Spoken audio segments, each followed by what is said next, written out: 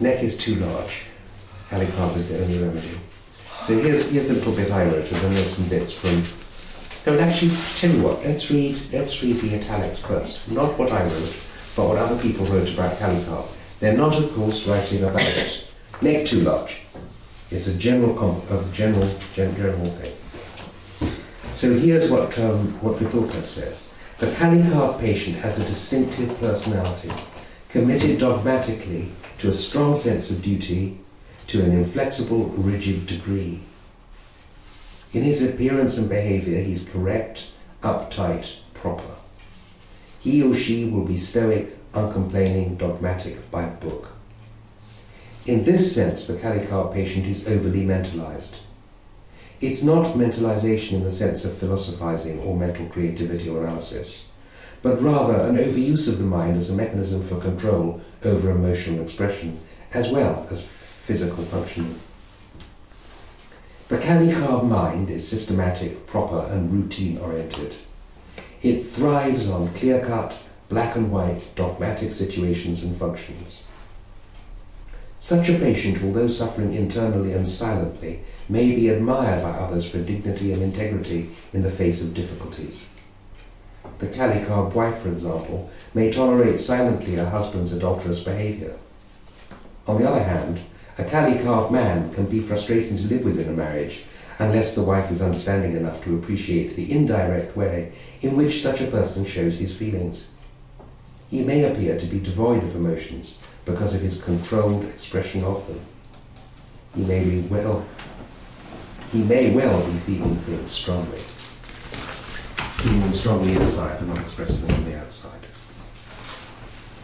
Would somebody care to read the Jan Scholten description of the Kalis as a group? So what Jan Scholten has done is to take the characteristics that come through in the provings of the various Kali salts, and by judging all of them together, do you see what I mean? We have provings of Kali Mure, Kali Salt, Kali Carb, Kali Iodatum, Kali Sulfuricum, etc. So if you put them all together and take out what comes through in a general way, what is common are not the anions but the cation, in other words, the Kali bit. So he's writing about the theme of Kali. Somebody feel fancy like reading that? I will. Thank you. The most important characteristic of Kalian people is that they are very conscientious. They are people with strong principles. They have their rules and norms and they stick to them, a man of his word. They are therefore very reliable, correct, stable and self-assured. They have a great sense of duty, are serious and responsible. In the course of time, however, this can go too far and the negative side might start to come up, being rigid, dogmatic, moralistic, conservative, stoic. Their sense of duty is expressed in their work, their tasks. Perhaps task is an even better theme for the Kalians than duty. They are very task conscious. They are very hard workers, able people, the builders of the society. They are practical and pragmatic. They work hard and steadily, although they don't overdo it. They are not real workaholics. They are, on the whole, very family orientated. The family is very important to them and they work hard to support them.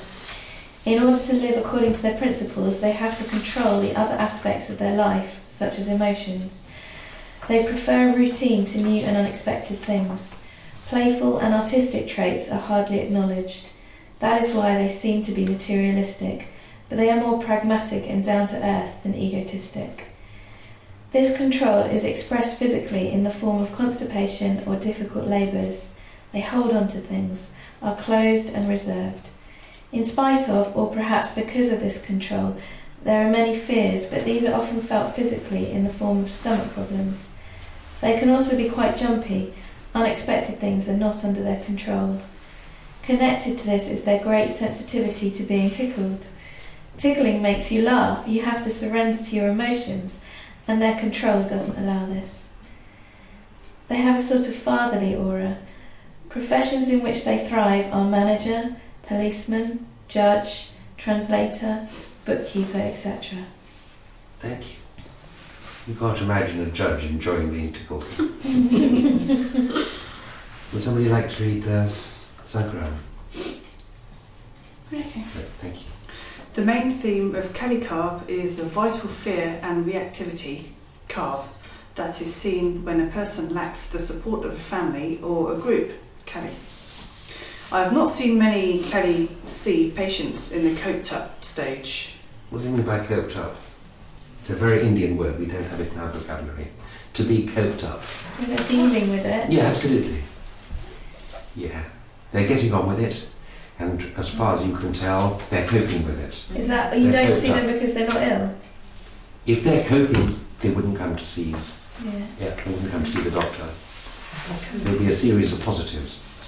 So the coped up state means that you're coping in the situation. That doesn't mean you're healthy. Whereas like a coped up lacosis would Yeah. probably come to you because they'd be having all kinds of problems internally. I see what you mean. So they could be coped up on the exterior, but actually on the interior that could take you to, they could.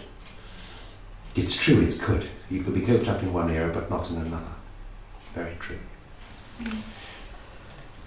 Yeah. However, I have found that they can be independent, caring, very supportive of their family or group. In fact, they can be the backbone of the whole family. They can be friendly, cheerful and confident.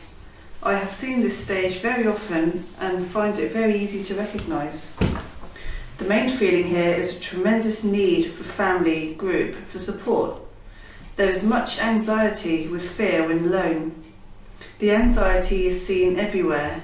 For example, frightened at trifles, fear of being alone, startled easily from noise, from touch, dream of ghosts, of danger, robbers, falling from a height, frightful figures.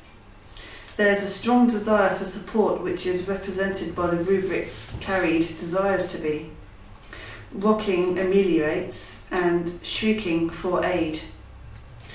Dream of dead relatives calling out for help. They feel forsaken when they don't get the support they need.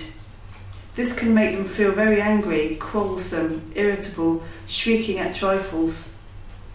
The quarrelsomeness is directed especially at the one whose support they seek, i.e. their husband or child. Dreaming of quarrelling with dead relatives, of dead persons as if they were alive and quarrelled with her.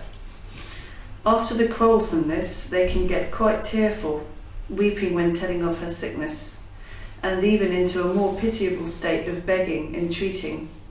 When their efforts to get the support they need fail, they become indifferent when in society, averse to husband, to members of family, disgust, hatred, sulky, repulsive. Just to say, you can see how Sankran is relying on this book. In writing that about Kali Carb, he's taken rubrics. So he had actually to go no further to look at Kali Carb in here to find them. And then choose which of the many he's going to quote in order to make his point.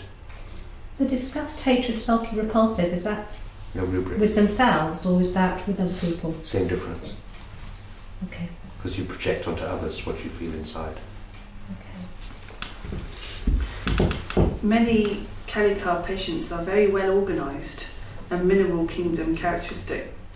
I have found, as I described in the spirit of homeopathy, that these patients can get quite quarrelsome with the doctor and often do not admit to any improvement.